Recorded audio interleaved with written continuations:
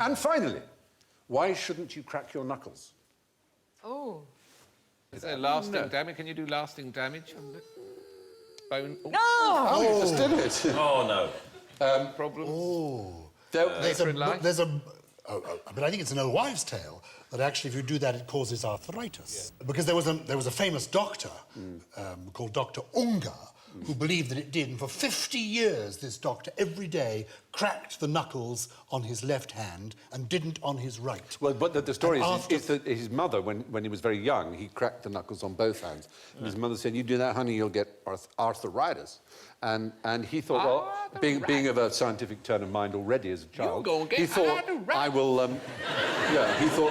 I will test this by only doing it on the fingers of my left hand. I ain't arthritis, and I'll show you how. Exactly. So he did it on his left hand only, and for 60 years he cracked it. And then he had various tests, and there was no suggestion of arthritis on the left hand more than the right. So you can crack and your he knuckle. apparently shouted up, "You were wrong, Mother, you were wrong." Oh. I wasted my life. You were wrong, man, you were wrong. Thank you for watching. Do remember to subscribe to the QI channel and click here to watch more videos.